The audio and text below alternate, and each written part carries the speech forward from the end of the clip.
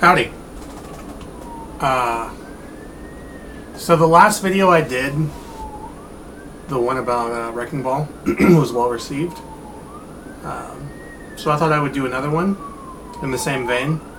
I'm not going to switch the format just yet. Maybe I won't. Maybe we'll just keep it like this.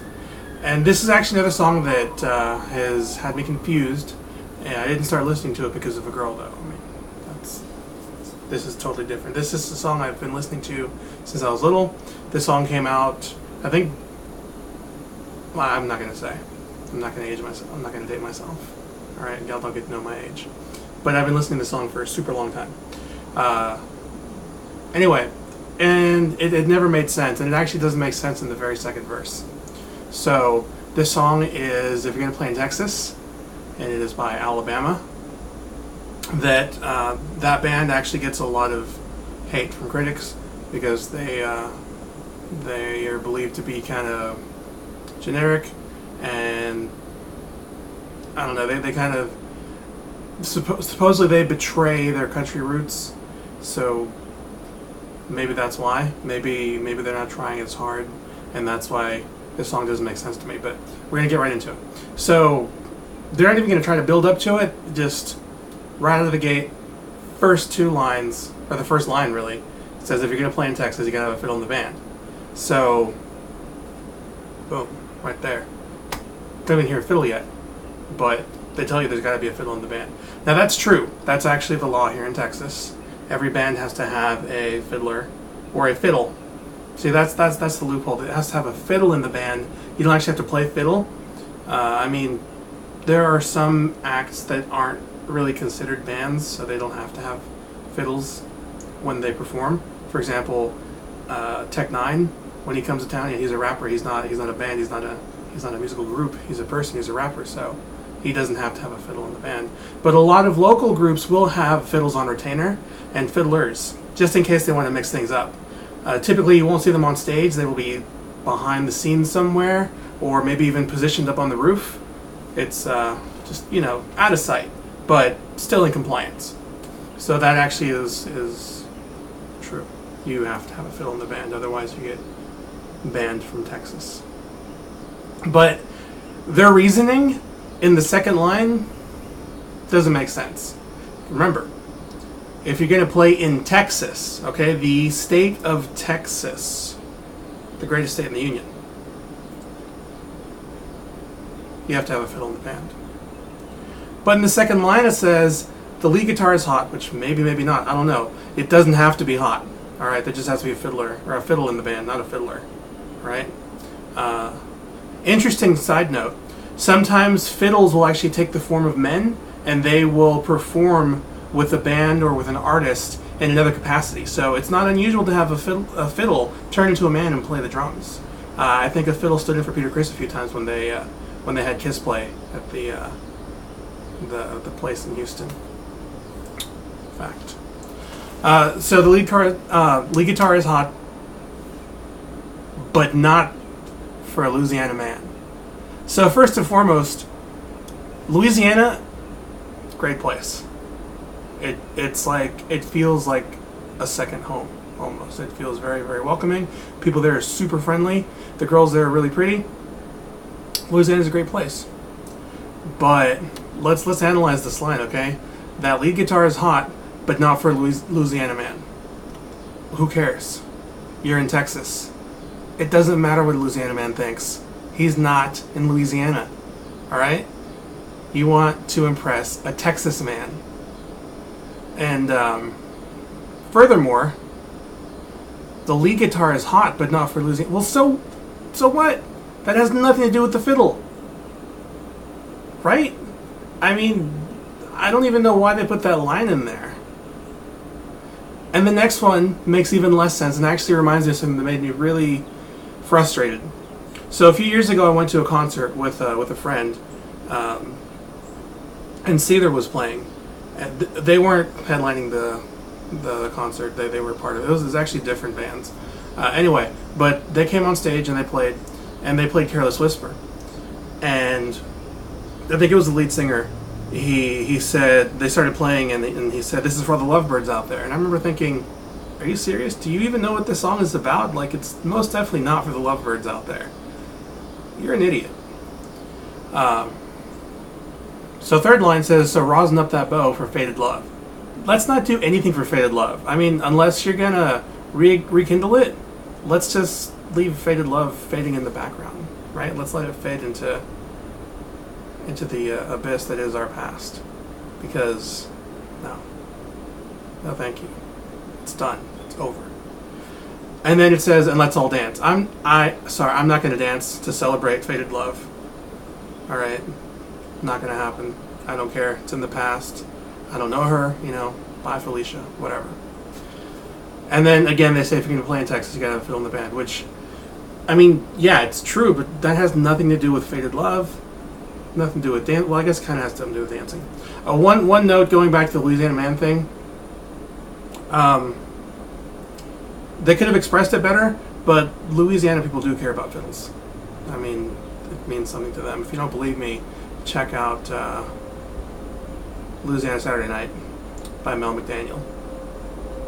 I mean, the first lines talk about the fiddles. So then he goes back into he goes and reflects on this. He said, I remember down in Houston, we were putting on a show. Okay, great. So he was in Houston. They were putting on a show. I don't think they were headlining. I think that they actually were opening up for Mike Jones, or maybe Slim Thug, one of the local Houston rappers. And said a cowboy in the back stood up. Now remember, this is a Houston cowboy, we presume it's a Houstonian, right? He stood up and yelled, "Cotton Eye Joe," which that's actually how you interject here in Texas. If you want to speak your mind and you want everything to just stop so that you can get in your 2 cents, you just stand up and you say Cotton Eye Joe, like really loud. That's just how we do it here in Texas. Slim Thug does it, Mike Jones does it, Chameleonaire does it. It doesn't matter if you're actually a cowboy or not. That's just how we interject. In fact, you hear it in court all the time. It's specifically in a court of music when a band didn't have a fiddle in it and they performed. He said, we love what you're doing, boys. Don't get us wrong. There's just something missing in your song. Of course, that something is a lack of heat for a Louisiana man on the lead guitar and a fiddle. But why he doesn't have the guts? I mean, he has the guts to stand up and interject and say, hey, listen to me, I have an argument to make. I have something I want you to listen to. But he doesn't have the guts to just straight up say, hey, you're missing a fiddle. He beats around the bush and says, there's just something missing. So I don't think this was a Texas man. I think it just was a guy that happened to be in Houston. Because, a real Texas man is not going to beat around the bush. He's just going to put it out there. And then it repeats. If you're going to play in Texas, have fiddle in the band. And so then we come down. And remember I told you that they were probably opening for like Mike Jones or Chameleonaire or Slim Thug or something. This is how I know. Because in this part it says, so we dusted off our boots. So their boots were all dirty. They just got up on stage all covered in dirt and grit. I mean, what's up with that? That's not very presentable for a band, and it's very disrespectful to the group or the performer they're opening for. Not putting their best foot forward. But then, this is what backs up my theory that they're opening for a rapper, a local rapper, maybe even Jay Weezy or T-Money. They said, and put our cowboy hats on straight. So that means they were sideways originally, or they were like backwards. I don't know, but they put them on straight because that's what you do. You show respect when a man busts out his fiddle and starts playing. That's just how it is around here in Texas and in parts of Louisiana, actually all of Louisiana. So apparently at that point the Texans raised the roof. When Jeff opened up his case, Jeff is a member of the band, if y'all didn't know that. He's not just some rando.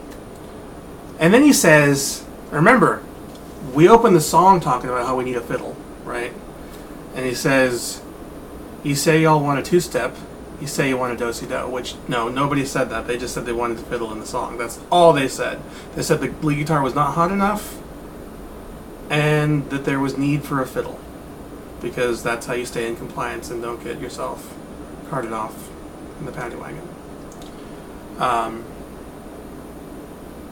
And he says, well, here's your fiddling song before we go. So this man made them wait the entire concert, their entire set, before he even bust out a fiddling song. When at the very onset, the cowboy in the back yelled Cotton Eye Joe to be like, hey guys, we need a fiddle, like, now. Jeff is a jerk. Straight up. Yeah, and then we just get back into the chorus. So, you know, if you didn't know, now you do. If you're going to play in Texas, you absolutely positively have to have a fiddle. You're going to be carted off to jail. Plain and simple. And not just regular jail. There's like a special musical jail for people that don't have fiddles in the band. And, you know, it'll be a Texas Ranger that takes you on the back of their horse. So, that's it. That's my analysis of this song. These are the things that, to me, didn't make any sense. If somebody from the band wants to reach out and maybe try to explain what's going on, you know, I just realized that I didn't say who wrote this song. I only said who performed it. Give me a second to research that. Let me check that out, and I'll be right back, because credit must be given where it's due. And, you know, we have to put the spotlight on the people that don't know how to convey that fiddle needs to be in the band in Texas. So, with a momento. Okay, I'm back. And apparently this is a trend. This is actually a thing. People do list themselves twice to, I'm presuming, get twice the royalties. Because if you'll remember Maureen, or whatever the lady's name was from Wrecking Ball, that was on there twice. Yeah, well, there's dude on here twice that I'm pretty sure is the same guy. So this song was written by Dan Mitchell, and Murry, M-U-R-R-Y, not Murray like Maury, Kellum. So, again, this song's by Alabama, and it confuses me. So if Mr. Mitchell or Murray want to reach out and explain to me what I'm missing here, why I should care what a Louisiana man thinks when I'm in Texas, the greatest state in the entire nation, please reach out and explain. Or come on my channel. You know, just explain to my audience. That's all. I hope you enjoyed the video, and I will see y'all tomorrow when I read the Book of Mormon, even though I'm going to read it right after I finish this video. Later.